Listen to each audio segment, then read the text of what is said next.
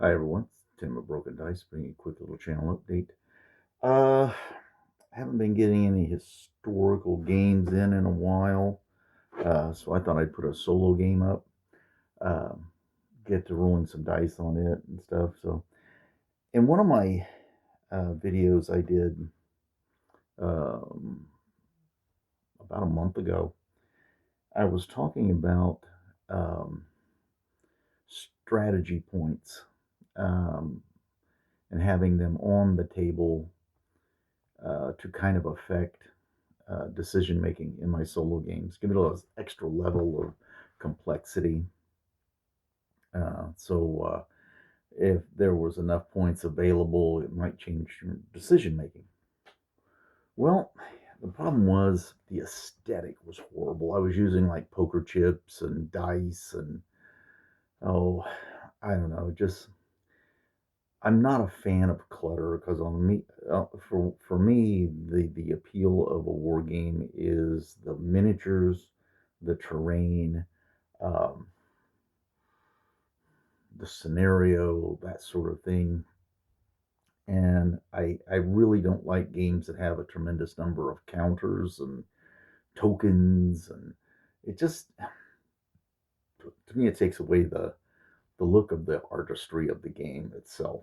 So I was looking around and I just happened to see online. I don't know if I did this, talked about this before, but I was looking for something that could be like a counter, but something small enough I could like hide on the actual base itself of a command model or a unit and it not be so distracting off the table.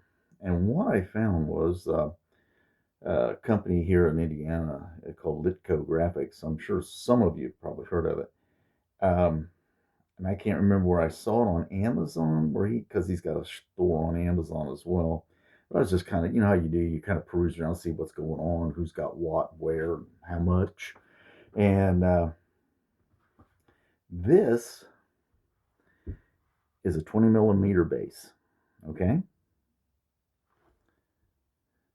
This is a counter, and it actually fits on a 20 millimeter base.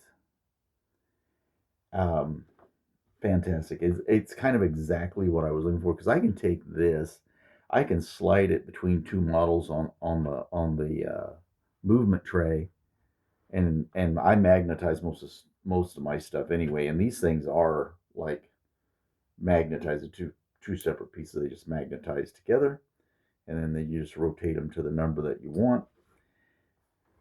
So I have that has fixed that aesthetic problem for the table. So what I've done this time is I rolled up some points for the opposing side, and then I took the little counter thing for some of my guys. I turned it upside down so I couldn't see it, and I just spin this thing around a bunch of times and spin the other one, and just wherever I stop, and then I put it down to where I can't see the number. So I don't know what my units are, the point cost for my unit is, but I can see what theirs are. So it may be one of those things that I recklessly throw something out that has a lot of strategy points attached to it.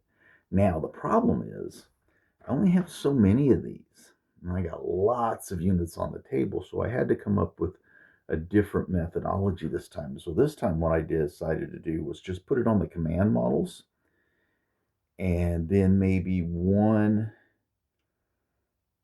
for, and that represents the strategy points for whatever division that commander is with. But for the army general, they have their own. So not only is there one for the division, there's also one for the army general. Okay, so we'll see how that turns out. But I'm gonna kind of spin this around. I'm doing something a little bit different with some of this stuff because I'm kind of interested in. I got the new Pyrrhus book for Hail Caesar, and I just don't want to go about rebasing all my Romans just to play them in small units. Besides, my Romans are basically Caesarian Romans, so they don't look like the actual Romans you would want to have. But I'm going to do with what I've got, and I'm going to play them with those stats and those attributes, but I'm not going to rebase them. So I'm going to spin this camera around so you can stop looking at me and you can look at the miniatures on the table. All right, there's the button. All right, let's move this camera a bit. Here are the Romans. Now, normally I have them in units of 16. I think it comes 1 for 48 was the ratio. So, yeah. So we got the 10 units like this. And each one of these is going to represent 2 units, 2 small units of Roman legionnaires. Okay? And so, sorry about the quick movement. Then we have our units of skirmishers out front, slingers, javelin guys. And then over here, in this corner, we have some Gallic allies up on the hill, ready to come down, plus some cavalry. And then on this end, we have another unit, and we have some cavalry here hidden on the opposite side. I purposely made this way, this piece of terrain, just so this purpose could be this. So I could, for this exact purpose, let's just say, so I can bring these guys in at some point in time, kind of in an ambush thing. But this is what I'm going up against. My army, on the other hand, I'm playing the kind of the Pyrrhic Greeks. So over here we have some light cavalry division, then some, well, pretty much light infantry along with 1 phalanx of Greek hoplites. And then we have all of our phalangites. I got 5. Yeah, I got 5 units of phalangites. And then over here, in very traditional form, we have our army general leading the heavy cavalry, and over here. So that's how the setup. I've got, as you can see, let me look here. Like this young fellow down here, he's got a little counter on him, and then again another counter. Oops, where's he at? Oh, there it is. There's the counter. See, they're so small. And then like right here on this guy, he's got a counter.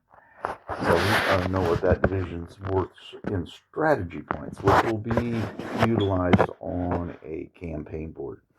But that brings us to the end of this video. This is just kind of the setup. I'm going to get ready and roll off first turn, kind of see what happens. And I want to figure out how I want to do the units that are held in ambush. And I'm going to try to do it very historically. I'm going to wait until after the units are engaged before I start to roll to see if they come in. All right, that brings us to the end of this setup video for this solo game. Hope all your games are fun and going well. I just wanted to get these guys on the table because I love getting my pike guys on the table. All right, have a great day, and I'll see you next time.